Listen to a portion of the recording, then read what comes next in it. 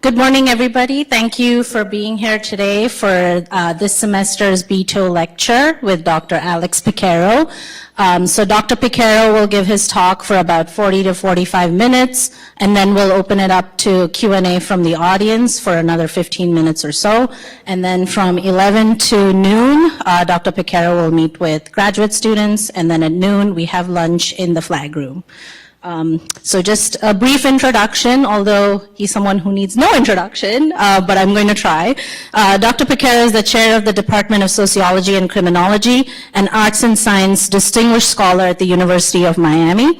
He previously served as the director of the Bureau of Justice Statistics, one of the nation's 13 federal statistical agencies, and was appointed by President Biden in June 2022. Dr. Piquero is a nationally and internationally recognized criminologist with more than 26 years of experience. Over the course of his career, Dr. Piquero has given congressional testimony, including this week, on evidence-based crime prevention practices and has provided counsel and support to several local, state, national, and international criminal justice agencies and elected leaders. His expertise ranges from criminal careers to criminal justice policy and crime prevention to the intersection of race, ethnicity, and crime with a focus on quantitative methodology. Dr. Piquero has published over 500 scholarly articles and several books and is among the most highly cited criminologists in the world. He has also served as the editor of the Journal of Quantitative Criminology and the Justice Evaluation Journal. He is a fellow of both the American Society of Criminology and the Academy of Criminal Justice Sciences. In 2019, he received the Academy of Criminal Justice Sciences Bruce Smith Senior, Scholar Award for outstanding contributions to criminal justice. And in 2020, he received the Lifetime Achievement Award from the Division of Developmental and Life Course Criminology of the American Society of Criminology. So please welcome Dr. Piquero. Thank you. I'm not sure who that guy is, and it's also a good thing I didn't wear that shirt and tie today. So thank you very much, Sudhi, for the introduction, and of course for the honor of being invited to give the Beto lecture. And thank you all for choosing to fly this airline on a Friday morning, as I'm sure you have many other things to do in your life, and you're probably already starting thinking about lunch. So I'll try to make this a lot more engaging than a standard lecture. I have no PowerPoints. I'm just going to tell you a story. And the story is about how in every possible way I should not be standing here. And here's why. My mom and dad grew up in Havana, Cuba, and were living a normal life like many other people at the time. And then an individual named Fidel Castro took over the country. And my mom and dad, who were dating at that time, had to leave Cuba. Not like in a year's time, but like in a relatively quick time. And oh, by the way, you can't leave with much. So my mom went to the States, and so did my dad. And my dad ended up in New York, and my mom ended up in Miami, then in DC, and they stayed in touch writing letters when people actually wrote letters, actually read them. And then they got together. And my mom's mom and dad came over with me, so I grew up in a very Cuban household with my grandparents and my mom and dad and my older brother, who is a rocket engineer. He literally is a rocket engineer. And so, you know, I have that upbringing that I came to the table with as a child of two teenage political refugees who came to this country with nothing. But my mom and dad taught me the value of work hard, work harder, and when you think you've worked enough, work even harder, because there's someone working harder right now than you are. So all that is good in me comes from the sacrifices that my mom and dad made for me getting to be where I am. So how did I get to be a criminologist? Because this story is about something called human agency and serendipity. And human agency is about your will, and serendipity is the stuff that happens around you that you have zero control over, but you have to pay intimate attention to. And here's why. I was, like my dad, destined to be a professional baseball player. And I thought I was really good until I wasn't as good as other people were. And then I thought I'd be a rock star. I played in the band, and actually played in the Hot Spots band that we actually raised money for the American Society of Criminology for minority fellowships. When the ASC didn't have minority fellowships, Larry Sherman started a band. I played bass guitar in that band, and we had concerts every Friday night at ASC where we raised money to go to those fellowships and scholarships. And now the ASC has, I think, 6 of them, when at one point it had zero of those. Went through high school, got into the University of Maryland, and I was a radio, television, and film major. I wanted to be a DJ, honest truth, because I loved music and I loved everything about music. And the second semester of my freshman year, one of my classes didn't make. And back then, you didn't have a computer where you had to go on wait, drop add. You had to go in line. And you literally wait in line, you wait in line, you wait in line, you get to the front of the desk, and the person says, here are the classes that are available for you to take. And I'm like, just give me a class that's on a Tuesday, Thursday after 11 in the morning. I don't care what it is, just find that class for me. And that class happened to be Introduction to Criminal Justice. I'm like, that sounds great. I don't know anything about that, but sounds great. Took the class with a woman named Lori Brooks, who ended up becoming a very close friend, read a reading at my wedding. That teacher and that class changed my entire life. Had I not taken that class, I never would have been a criminology major. Her passion in the classroom showed me the passion that someone could have teaching, but also she made the topic come alive. After that class, she said, hey, would you like to do some research with me? And I said, sure. I don't know what research is, but it sounds good. And so we collected surveys of Baltimore City police officers and police stress, tabulated those data, coded those data in, wrote a paper, actually presented it as an undergraduate, and we wrote a paper, got it published as an undergraduate in the American Journal of Police, back when one of the journals, Police Quarterly, that's what it used to be known as. So that was a lynching. And then so the junior year of my undergrad experience, I took a class with an individual who became one of my best friends and my mentor named Ray Paternoster. So Ray walks into class wearing an LA Lakers Magic Johnson jersey and a dog. And I thought, this guy's great. And so he's magic, this guy. He's brilliant, smart, great guy. And during one class, he said, you're doing really good in class. You want to do some research with me? I'm like, oh, I know how to do research. I did this study. He's like, okay, well, we're going to interview death penalty jurors in Baltimore. I'm like, okay, sounds good. What do you want to do? So he gave me a script, and then I had to tabulate, code all the stuff that the individual said to me. So one of the things that the first interview I had to ask was, how did you weigh the aggravating and mitigating circumstances in a particular death penalty case? And the response was, what's a mitigating factor? And I thought, oh my, this is your job. That was your only job. So I wrote it all up. And Ray said, oh, this is really good. You should go to grad school. I said, what's grad school, Ray? I have no idea what that is. And Ray's like, well, you can be like me. I'm like, oh, I can wear LA Lakers jersey and bring a dog to school? Yes, I'm in. So started graduate school at the University of Maryland in 1992. In my graduate program, people you would know are people like Robert Brain, Steve Tibbetts, who passed away, Paul Mazerol. These are people I'm sure you read about or will read about in the course of your career. During that time in grad school was a really special time, because at that time, developmental life course criminology had just started to come out.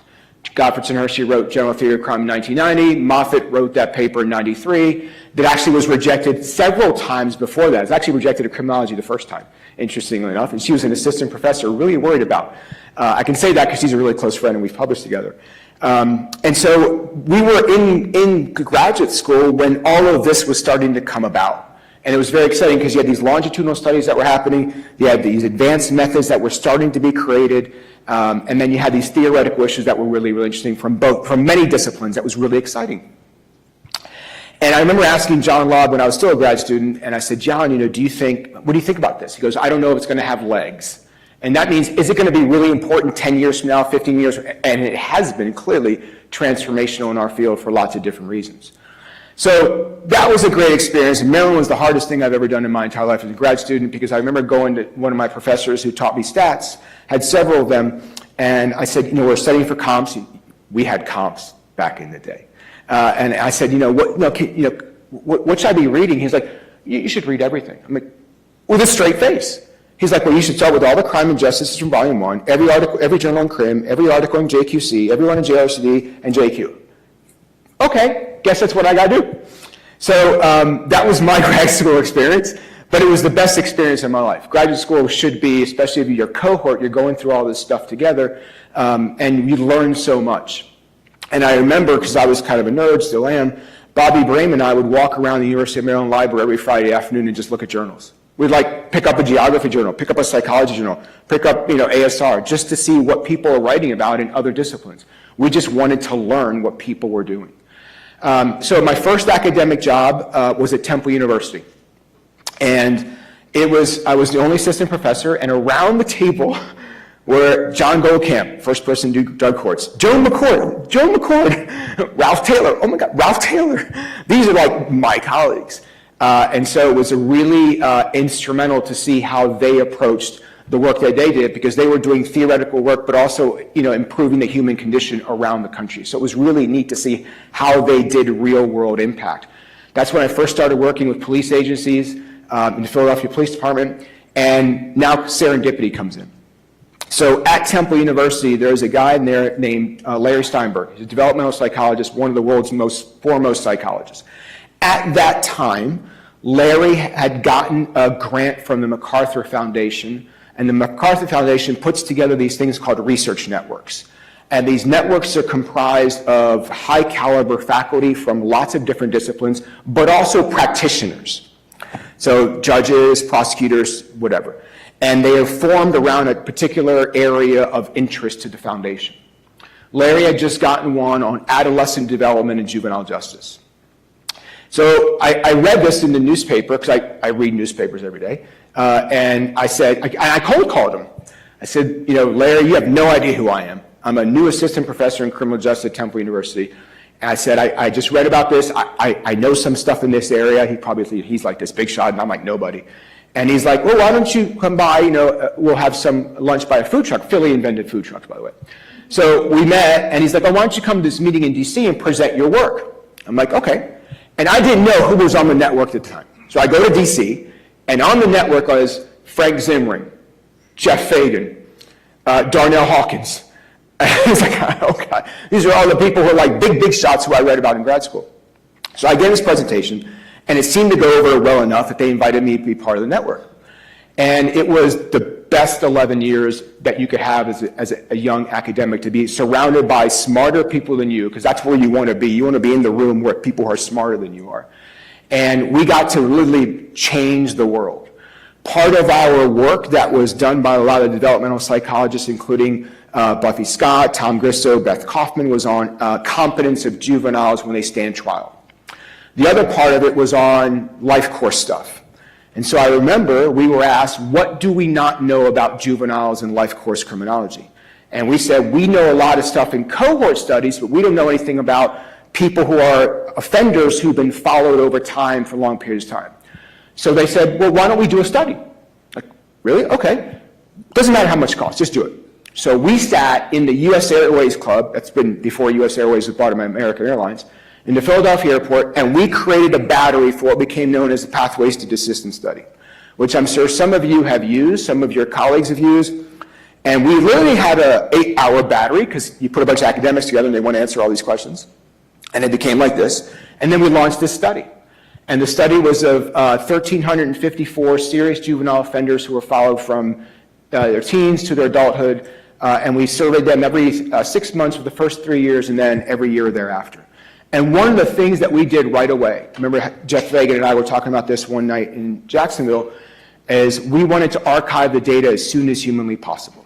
There were far too many data sets where people hoarded the data sets and never gave them to the public, even though they were paid on taxpayer dollars.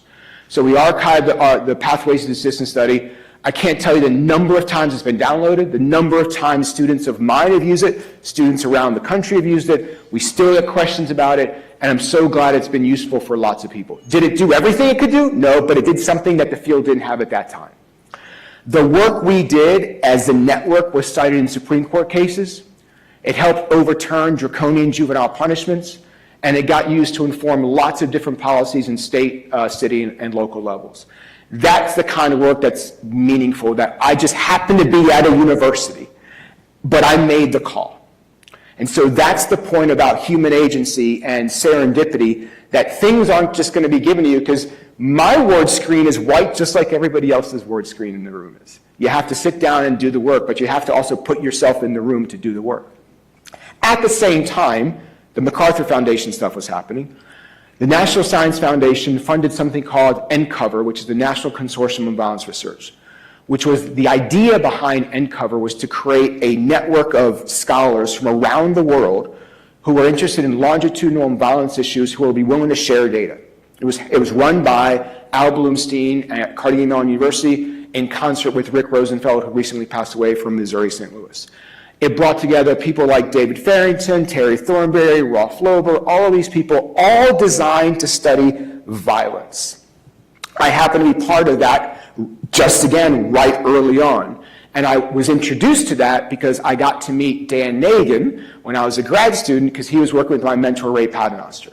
And Dan was at Carnegie Mellon. He's like, you should apply. And I applied and I got in. And that's how I met David Farrington, who also recently passed away. And we published multiple books and dozens of articles over the course of my career. So I got put into that set of networks too. That was really helpful. Towards the end of the MacArthur Foundation work, a guy who was working at the Juvenile Law Center in Philadelphia said, hey, you know, we have these kids who are being fined and given fees at really high rates, but you know, we don't know anything about their recidivism patterns. And I'm like, well, let's do a study. So we got data from Allegheny County, which is Pittsburgh, and we got data, and for those of you who've worked with juvenile data, it's kind of sporadic. There's this data set, it's over here, this Excel file is over here, these printouts are over here, and you somehow have to manage them all together. So we were the first set of researchers who looked at the impact of fines and fees on juvenile recidivism patterns. Because what was happening, at least is the word on the street, was kids were being given a lot of fines and fees, and they don't have money to pay fines and fees. So what did we find? And why am I telling you this? What we found was African-American kids were given higher fines and fees, and they were more likely to recidivate. Not good. That finding made the front cover above the fold, for those of you who know what above the fold means. If you don't know what above the fold means, look it up, of the New York Times. That article, that study changed policies in multiple counties and states throughout the United States, eliminating juvenile fines and fees. We just replicated this study in Florida, found the same thing that happened for African Americans in Pittsburgh, for Hispanics in the state of Florida. It's at the legislature for 2 years. We'll see if that goes anywhere. So that kind of work has been very impactful. The same has been impactful with respect to when I was at UT Dallas, along with two of my great students. When I was at UT Dallas, the mayor at that time, Eric Johnson, put together a task force on using non-police solutions to deal with violence. And so, yes, it's a task force. Yes, there was a big PDF report. But our work was actually used to fund things in the city of Dallas, like cleaning and greening, streetlight improvements, CVI, all that kind of stuff that saw Dallas crime go down. So fast forward to my life a little bit, because there's a lot there in between. My wife and I get recruited at the University of Miami. So this is now fall 2020. I know most of us have removed the year of March 15th, 2020 onward, because that's when COVID happened. So we're at the Coral Gables Public Library, and a woman who was running for mayor happened to be there outside. So I walked up to her, and I said, you know, her name is Danielle Levine Cabot. I said, hi, I just came from Dallas. I worked with Eric Johnson in Dallas. I said, if you ever need a criminologist, give me a call. Gave her my number. She gave me her cell phone number. So again, this is like serendipity. She happened to be there. Agency, I walked up to her. And the reason why that became fortuitous is a year later, there was a nightclub shooting in Miami where in 7 seconds, 100 bullets were shot at a nightclub. Several people were killed. And so that was a fortuitous moment, because she held a press conference the next day at the Miami-Dade Sheriff's Department, asked me to come to the press conference, and then I helped write her crime prevention plan, which was actually not called a crime and prevention plan. It was called a peace and prosperity plan. It sounds so much better when you say peace and prosperity than when you say crime prevention or public safety. So she happened to get that funded in a large part by a Bitcoin company, which is no longer around, called FTX, which actually funded a lot of that money that actually went into improving people and places. And the first evaluation that happened showed that in the targeted areas, shootings went down among kids. And so that's once again being in the right place at the right time with the right skill set to be able to help advise someone about what to do. During that exact same time, my colleagues and I, several of them in the room, published a paper on increases in domestic violence during the initial COVID lockdown. The first 4 weeks is when we grabbed data for, and we saw that domestic violence in Dallas increased during the first 4 weeks of the lockdown. That's one study, brief time period. We then replicated that in several other places. And for the Council on Criminal Justice that I'm a member of, we did a meta-analysis of what the research was showing at that time, looking at hospital admissions, calls for service, arrest data in the US and around the world. During the lockdown periods, did DV increase? And the answer was, in those studies reviewed, and every single one of those studies reviewed, however you study the problem, the exact same finding emerged. So that study gets covered by the New York Times, CNN, Fox, People. Hey, it's People. It hits that. It's important because different people read different outlets. It's important. And however you get your science out there, you get your science out there. So it makes a lot of press. So I get a request. This is still like 2021. We're all zoomed out. Like we're all watching more Zooms. Everybody has a nice dress shirt from the waist up. Everybody's in sweatpants from the waist down or shorts.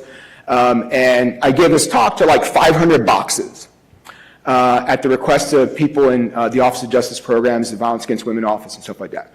After that talk, this is February 14, 2021, Valentine's Day. And the end of the thing, I got a request, hey, can you take this phone call this afternoon at 5:30? I said, sure, I'll talk to anybody about my work. Which academic doesn't want to talk about their own work? So every day, my wife and I walk our dog around the lake at the University of Miami. We have a beautiful lake around in the middle of the campus. So walking the dog around, like, call goes something to the effect of, the President of the United States would want to know if you'd be considered to be the Director of the Bureau of Justice Statistics. Which one of my friends is messing with me right now? Because this doesn't seem real. Alex, you there? Yeah, I'm trying to, my wife is, she's like, and so I said it would be an honor of a lifetime to serve the country. And so they're like, okay, great, we'll be in touch tomorrow. What does that mean? I don't know what that means. So being in touch, they called again on that following Wednesday, and they said, are you really seriously interested? And I said, yeah, okay. You're going to go into this vetting process. What does that mean? Well, as a presidential appointee, these are the things that have to be done. I can't tell you everything that happens because we're being videotaped. I'll tell you some of the stuff later because there's a good story. Well, actually, two good stories. So you go through this process, and you can't tell anybody, right? You remember, I couldn't tell you. Can't tell anybody what was going on, but something might happen. It's like, what do I tell my dean? What do I tell my PhD students? What do I tell my wife? Can I tell my parents? What do I do? So you go through this process. This is February, right? Classes start in August, and you don't know what's happening. You don't know what's happening. You're filling all these forms. You're doing all these things, but you can't tell anybody. And then, because obviously and by the way, what are all your social media accounts? Give me everything you've ever written in your life, every op-ed you've done. Give me names of people who taught you in high school, names of people who taught you in grade school, who your neighbors are, everything about you. Because obviously any president, regardless of your political affiliation, doesn't want a bad hire. So all of that happens, and then in June, I get this phone call that says, congratulations, Alex, the president is appointed. I'm like, oh my God, the president is. But wait, I'm like, when do I start? Well, we don't know. Like, what do you mean you don't know? Like, what about my life? Well, the president actually has to sign a commission. Like, what does that mean? Well, he has to actually physically sign a commission. So when's that going to happen? We don't know. Well, he's got a long flight tomorrow. Can he just sign them all like an autograph session and just go one after another? No, it's not that way. Okay, so I just wait, don't know what's going to happen, can't tell anybody. So finally it gets signed, and then I am now appointed. So I have my start date, and I get sworn in, put hand on the Bible. My wife, Nikki, is there. It's a real historic moment, right? It was like, the son of two teenage Cuban political refugees, is now a presidential appointee. This is not real. So first week of my job in D.C., as BJS director, I'm on leave from Miami. Right, my dean and my provost are really happy, of course. And so first week of my job, many things happened, but DOJ at that time was telework. We were still kind of in this weird phase in the world. And so it was really hard to build camaraderie around the office when no one was around. And so the three things that I did right away was I wrote an email to everybody in BJS, and I said, we're not using the word staff anymore. No one's staff, we're all a team. Because I can't do what I do unless 5 people do what they need to do. I sent an email to everybody. I said, if you ever want to meet with me, if you ever want to talk to me virtually in person, I'm happy to be here. And one person said, no director has ever asked to meet with me. I'm like, how does that happen? And so my mind was, I want to make BJS as much of an academic department as humanly possible. These are a bunch of really smart statisticians who care about statistical analysis, not policy language, because in the legislative language, BJS is not allowed to make any policy. We call balls and strikes numbers, because that's why you see every report, they're kind of boring. Just this many people, this many people, this many people. That's the job of a federal statistical agency, an independent federal statistical agency. So one of the first things I did was I said, okay, well, we need to do shorter reports. I mean, everybody loves 29 pages of technical appendices. My mom and dad could care less about 29 pages of statistical standard errors. This doesn't matter. So let's create a report where you can see a title, and you have a figure, and you have the answer. Because the world is getting information in 4 seconds, and if you're not at the world, someone else is going to be in that place. So the first thing we did is we had a naming contest, because one of my deputies said, what do you want to call it? I'm like, why don't we have a test? Let BJS come up with the name of this new reporting series. Well, it's not Alex's, it's his idea. So we had a survey monkey go out, and everybody put in names, and the winner was just the stats.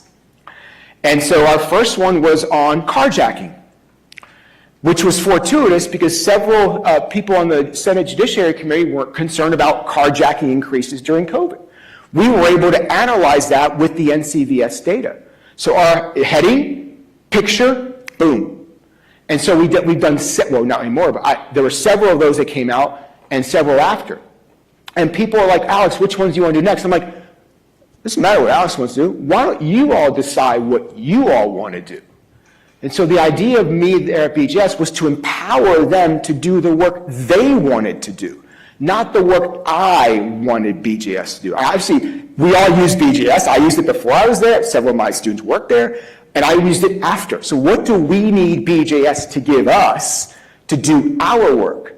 So we did that. We did visualizations that you can now see. We've launched new data collections. We went to baseball games. We had holiday parties. We had a lot of fun. But two of the best things I think I did when I was there was I increased morale because it was really low. And I wanted to invest in people and give them the agency to which they can do the work. Like publishing articles. You mean we can publish articles? Yeah, you can. I'm going to publish articles even when I'm a BJS director. I'll have that disclaimer, which I have to have legally. But yeah, you're a scientist. You're an independent scientist. You should be able to do the work you want to do. So one of the things I did is I created a leadership team that I'm very proud of that was comprised primarily of women and minorities to make sure that we make decisions going forward. They are a function of what the agency looks like and what the country looks like. That was important to me as a legacy going forward. But one of the things we did when we made decisions, it wasn't Alex trumping everybody else's decisions. Like, what do you want to do? What do you want to do? What do you want to do? Do we all agree? And if we don't agree, we're not going to do it. So I wanted to make decisions collectively as a team because I never believed in some person telling other people what to do. Science is a team effort. Publications are a team effort, and that's what we try to do. And the last thing I did was really proud of. I was invited at the White House to give a talk on Hispanic education excellence, about the importance of improving rates for Hispanic populations, not just with respect to high school, but also college and beyond. So I got to speak at the White House on that initiative too. And so these are things that, like I said, every possible way I shouldn't be able to be in this position, but given all of the history I came to this world with, I'm very fortunate to have had that experience. So then I was forced with a decision. Like, do I stay on and keep doing this, or do I go back to being a normal faculty member? And I remember thinking about this a lot, because when I became BJS director in August of 2022, it was the first time in my life I never wrote a syllabus. And it was like weird, because, where is she? Labeling theory. I remember this conversation, but we're not unpacking, undoing, whatever is the word used. This idea of labeling theory is like, what's your master status? Like, well, for an academic or professor, it's like, that's what I am, but I'm also a son, I'm also a husband, I'm also a friend. But I absolutely missed being in a classroom. I miss mentoring my students. I miss doing the work. That's who I am. And so I was faced with this, like, I love the people at BJS. I love doing that job. I loved working with Nancy Levine of NIJ. We were on the road everywhere. Anywhere there was an event, we were there. There's actually a thing of us doing karaoke one day, and it's on the internet. Don't believe everything on the internet, but we did Don't Stop Believing in Las Vegas. Because that's what two presidentially appointed directors do, is they sing Journey songs on video. It was an interesting night. And so I came back to University of Miami. And I'm very glad I did, because, I was away from my wife, Nikki, and our dog, Ari, but I got to be doing what I love to do. But I would not have changed that experience ever doing that. People have asked me, would I do it again under this president or another president? I said, absolutely. When you get a call from the nation to serve the people, because that's what a statistical agency head does, right? Statistical agency head, the census director, all of those statistical agencies, there are 13 of them, they are working for you to give you the data you need. The Bureau of Labor Statistics, that's an important role, regardless of who sits in whatever office in whatever house. And I said I would absolutely do it again for a year. And then I'd go back to being my normal faculty member. But it was a great experience. I mean, writing reports to the president on things that matter about criminal justice data improvement. Those things are lifetime opportunities that don't go away. So I wanted to trace kind of like 30 minutes or so. I don't know, I have no idea what time it is. 10:30. Oh, look at that, 30 minutes. And kind of give you a sense of like how I got to be where I am. And what I want to see going forward.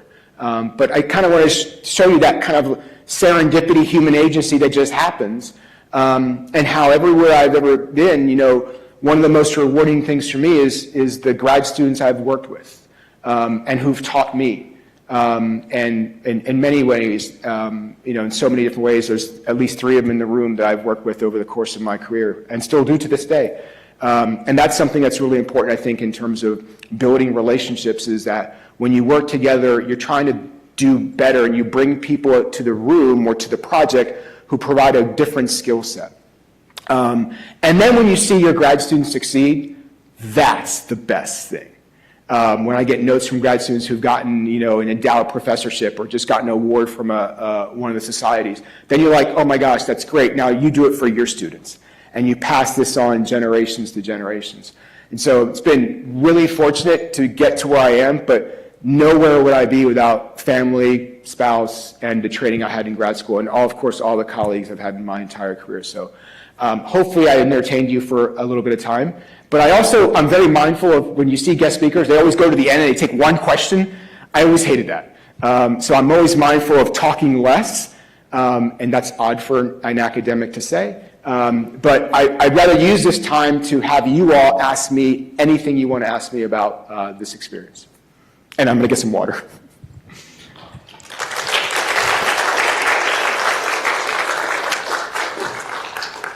And if I don't know the answer to the question, like any good academic, I'll make it up. All right, questions?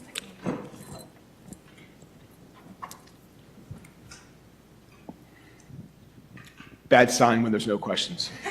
Bad sign. There we go. Someone had to start. When you ask me the question or whatever, just say your name and where you are in the program.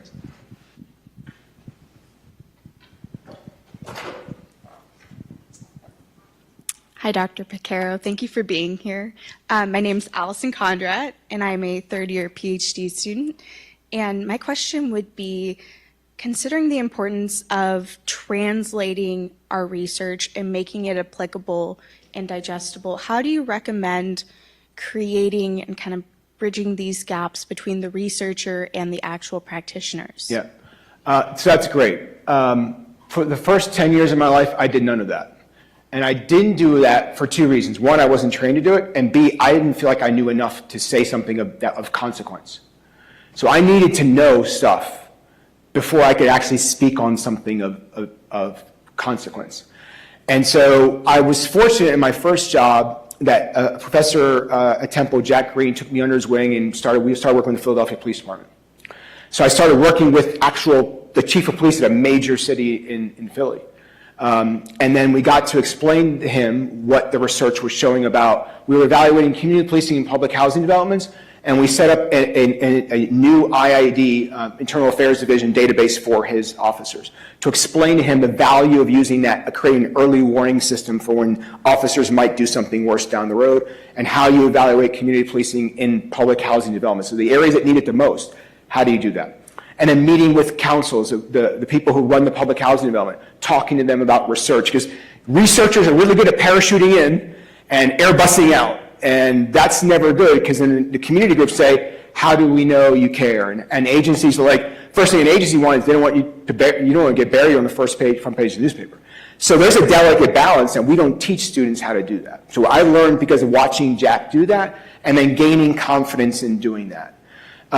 So that's working with agencies and people is a time investment, because these are relationships. It's not just about an article in a journal. It shouldn't be about an article in a journal, because you want to improve them and help them out. Now, translating our work to the world is different. I do a lot of op-eds. That's good and bad, because then you get really weird emails. And you get some scary emails. I'm telling you, you get some scary emails. Bianca Bersani, who's a professor at the University of Maryland, and I have written a lot of seminal work on immigration and crime. We've had stuff said about us in print that there's an op-ed about us in our work that's in print. That's just scathing. But we call balls and strikes. And that's an issue that's very prominent to lots of people. Other things that I've done over the course of my career might be out of the box. So at UT Dallas, we actually had a program called SIPs in Science that the university created, where faculty members would go out to pubs and talk about research in the afternoon, which I thought, that's kind of interesting. Sure, I'll do it. So I actually taught, where's Wanda? I actually talked about, Wanda and I did a great study on NFL players' crime rates, which got a lot of press for lots of different reasons. And I was asked to go talk about it at a bar one night in Plano, Texas. So I did, and it was a great conversation with 50 people who are not researchers, because they see videos and they think this. And so it was a lot of fun, right, when you engage with that people. And I've given talks to Rotary clubs. I've given talks to, at UT Dallas, we went to retirement homes. It's interesting. But hey, it's an audience, you know, and if you can engage different people about the science, that's helpful. And what that has done to help me is different people need different data in different ways for different reasons. So I've learned how to communicate what all of us do for journals, and how to give it to my mom and dad and explain it to them. How to give it to someone who's, you know, has been to college, just was not a criminologist, and they're an engineer, or whatever that is. But that took 25 years to get to that point. If I started out now, I would just not feel confident enough to know. And Scott Decker, I've been fortunate to have many mentors in my career. Scott was one of them. Scott was the chair at the University of Missouri St. Louis when I was coming out of grad school, and Scott said, "You don't know what you don't know." And I never forgot those words, because there are plenty of interviews I do, and I say, I don't know enough to talk about that, but here are 5 people who do. And so one of the things that's always exciting for me is I'm constantly learning. I'm constantly reading, constantly writing, because I love what I do. So that's bridging practitioners and the real world is complicated also, because when you release a study or a finding, you don't know if it's going to stick. It might stick 3 years from now or 3 months from now, because you can't control what happens out there. You can only control doing objective science the best you can. Thank you. Mm-hmm. You can raise it higher. It's, you know, be proud.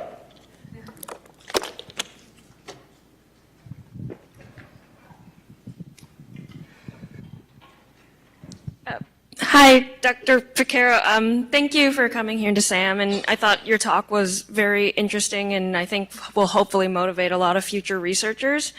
What I wanted to ask you was, since you did mention your work with the Pathways dataset and how important it is for different data to be accessible to different people, did you have any tips of like, how do you get that first step on like, if you want to have a project where you collect data, what is the first thing people should do?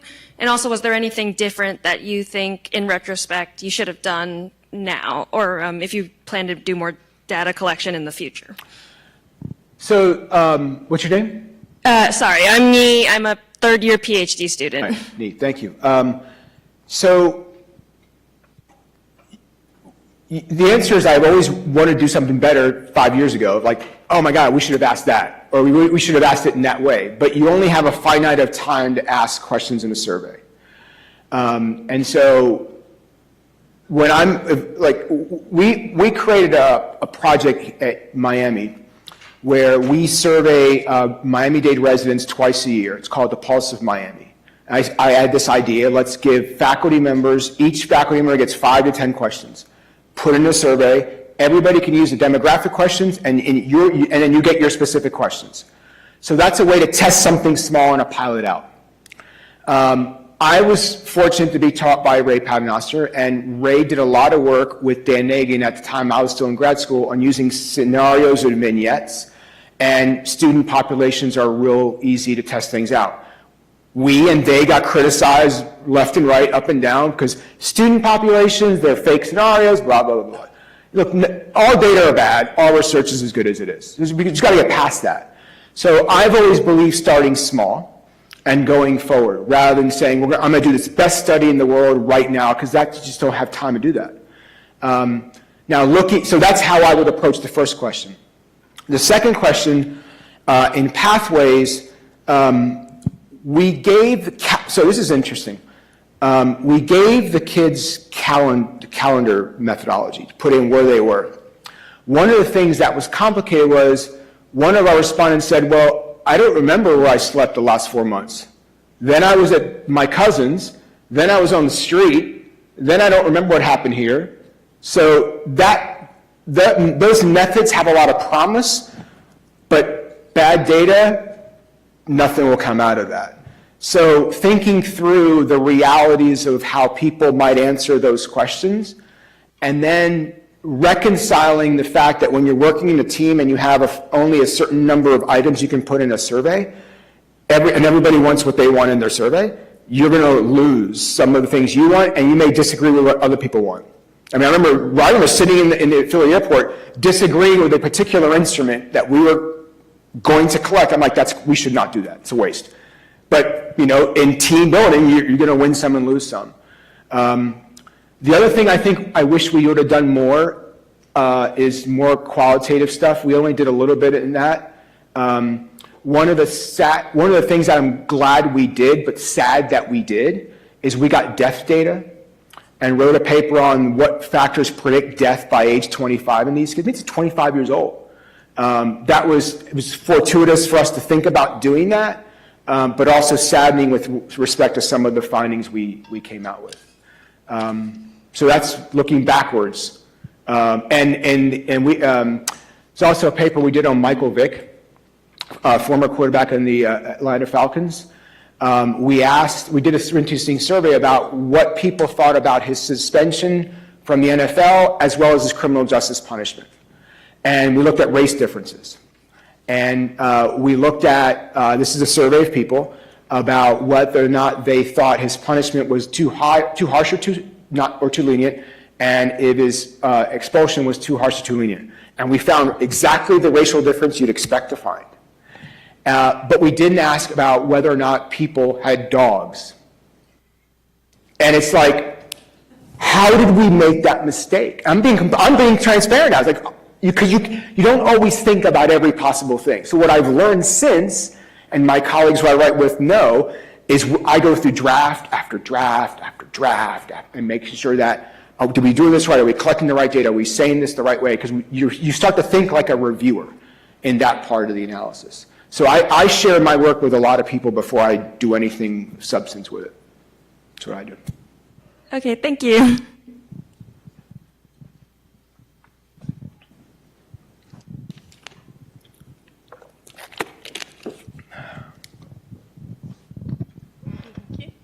Hello, Dr. Piquero. Hello. I'm Kelly Martinez. I just had a quick question of what your perspective would be as someone who has worked in academia and industry. What's something you would want more researchers to know or improve? So it was great to be in a non-academic setting. And I'm not talking about a think tank or a research organization, working in a huge government a statistical agency, which is within the Department of Justice, because I work a lot closely with lots of the deputy, the associate attorney general. And so there's the whole layer of government. And so there's a whole layer of other stuff. So that taught me that in their world, the problems that academics have are nowhere the same. You know, they're literally complying with people's lives day in and day out. Literally. Us academics aren't necessarily doing that the way the real world is. So I got a full appreciation when I worked closely with the FBI and the Attorney General's office and other agencies throughout the government about the stuff we do actually impacts human beings. The data we collect, the analysis we do, the executive orders that get carried out, and how we analyze various things in the executive orders. I had no appreciation for that. I mean, I had students of mine who worked in the federal government, but they weren't at that level. And when you're at that level and you see the seriousness and the gravity of the decisions, it's totally different. When you're an academic, you're in your own world and you think what you're doing is the most important thing in the world, but the rest of the world doesn't care about it. You know, so we just get stuck. And so I learned that to appreciate that more now that I did that. So it was helpful for me to have that experience. And I think it was helpful for the agency to have an academic running the agency. BJS is one of the exceptions that most of the time BJS directors are PhDs in a social science discipline. Most of the time, not all the time. So that's what I've learned the most. Thank you. And, because I can say this now, and the inertia to change. Academia, we take risks for a living, right? We collect data, we analyze it, it didn't come out the way we thought. Or, that's not the best paper ever written. But we try. I mean, that's what science is discovering, but science is failing over and over and over again. In some industries, failure is a bad thing. Risk is bad. And that was frustrating. You know, and so for me, we take risks. That's what we do as academics and scientists. That's what medical doctors do all the time. You're trying to improve something. When there's an inertia to change, that's extremely frustrating. I mean, the amount of, no, that's not how we do it. No, that's not how we always done it. You know, I think that's the mismatch sometimes between the scientific world and I'll call it the real world type of thing. I won't say the other part. We'll talk about that at our meeting.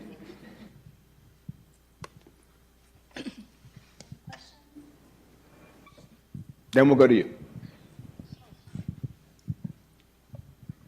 Hi, my name is Becca. I'm a first year in master's. My question had to do more with the pathways to assistance.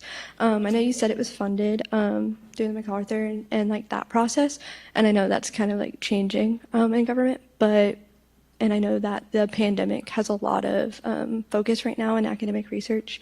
Do you think that there potentially could be another wave or kind of another restudy similar to pathways to look at specifically within the pandemic kind of area, as well as now kind of in the post-pandemic? Yeah. Looking at the offender? That would be great. That would be great. We had talked about following up some of these people. You know, one of the great things about Pathways is our retention rate for that population was over 80%, which is astronomical. We were able to do that because we were very well funded. We had a lot of postdocs and students working on the project, flying to different states to go grab interviews. So we were funded enough to do that. Will there be another study like that? There are several that are ongoing like that. Linda Teplin in Northwestern University is still following her sample around. The PhDCN people are still doing some stuff, you know, people living in and out of the pandemic. Other longitudinal studies around the world are still going on to capture that period of time. Not as much in crime. And So that study costs a lot of money. So MacArthur has originally funded it. Then we got money from NIJ and CDC and other federal and state agencies to do different parts of the data collection.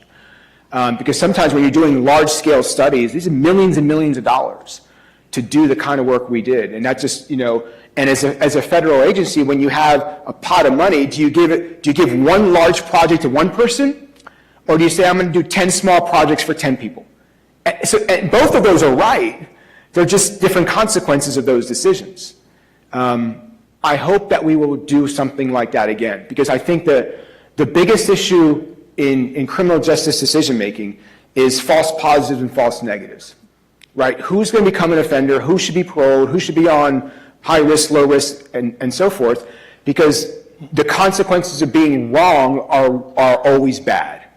And it just takes one bad outcome to ruin something really good that's working for the majority of people. So I think, in my mind, that kind of population is exactly the population we need to be studying more of, in my mind. But that's just me. Thank you. You could do it. And archive it after you've had time to publish.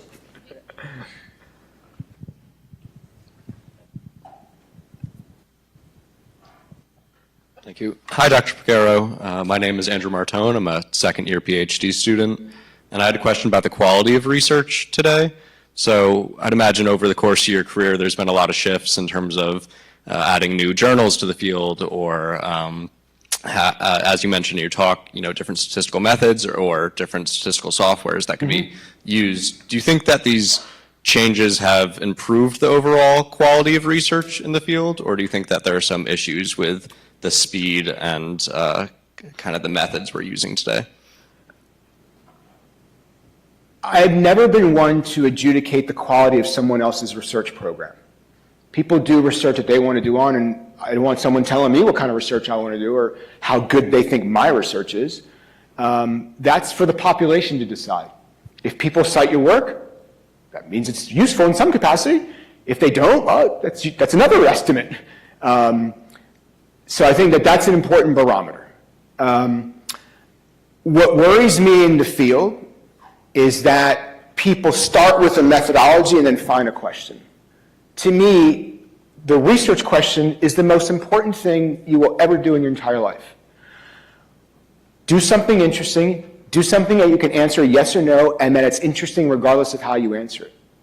So to me, without a good question, I don't care what method, lightning method you're using that you can answer and solve the world's problem in 2 seconds. It's irrelevant to me. And also, what also frustrates me is people sometimes say, I'm a qualitative researcher or I'm a quantitative researcher. In my mind, you're a researcher and you use whatever tool you need to answer that specific research question. That's what I hope the field starts to do, because we're about ideas. And ideas are everywhere. The question is how you study that idea. And as you know, different models make different assumptions. And no model is perfect. And that's also the point that frustrates me is how many more times do you want me to analyze this model? How many more variables, how many more times? And so that becomes overkill in my mind, because then you're like, what happens if in one specification this changes something? So what's the answer? And no, if you say, well, it depends, that's not an acceptable, it's an acceptable answer for academics, and they'll say we need more research, but that's not what the world wants to hear. They want an answer to a question. And so we have to be able to deliver, this is the best available answer to the question at hand, given the data and methods we have. Thank you. Yeah. We have time for 2 more questions? I can just speak loudly. Yeah. This is going to be a hard one. Just curious on your philosophy on open science and where we're going as a field in criminology, specifically to, comparing to psychology and econ. The data is different than what we have, especially when you're using official reports. And then say also like pushback from qualitative researchers. I'm sure you saw like Keith Cope's argument in the Criminologist. So just where do you think we're going, good, bad, how we can make it the best we can make it? So the open science debate is an interesting one, because sometimes it's out of the control of the researcher to make it open.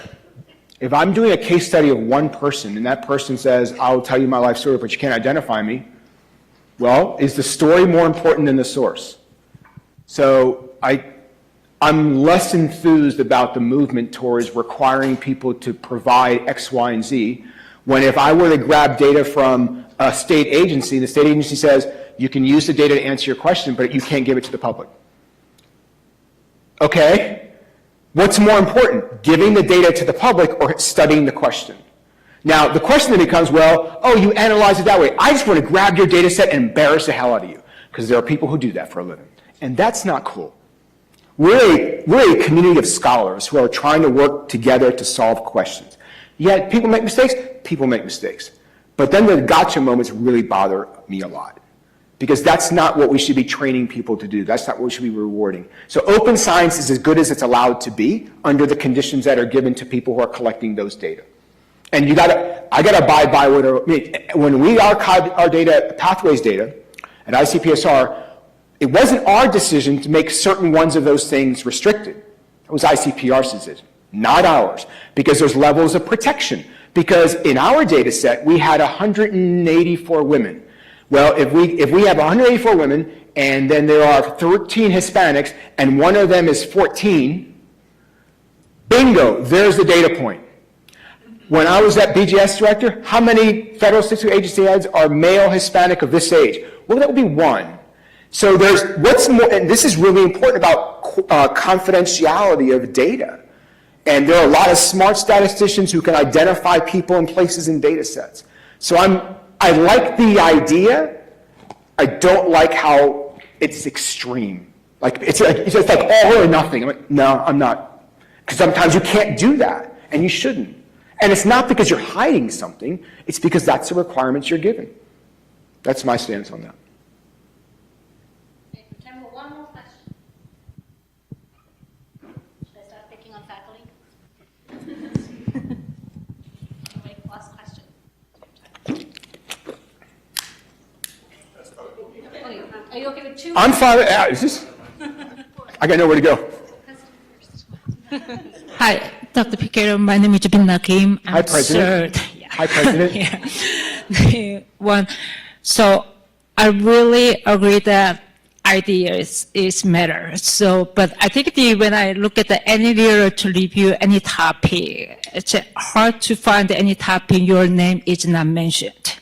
So my question is, although you started with juvenile justice, but I think my question is, you pick the topic or topic picked you, how you really choose the process, something like that. So it seems like that you are a generalist as a public criminologist here, but I'm wondering what's the topic chosen process by you?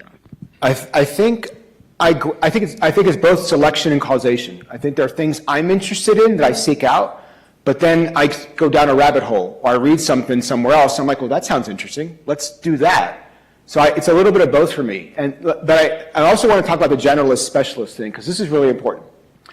So my first job, my chair at the time, who's deceased, John Goldkamp, who's always done criminal justice policy decision making. And John told me one day, he's like, Alex, are you a generalist or a specialist? I'm like, I don't know, I kind of like a lot of things. He's like, well, that may not be the best approach. I'm like, well, I said, John, with all due respect, here are the people who mattered to me when I was growing up in grad school. Jeff Fagan, Al Bloomstein, Scott Decker, Dan Nagin, Ray Paternoster. They have done lots of different things over the course of their careers. So I'm going to stick with them.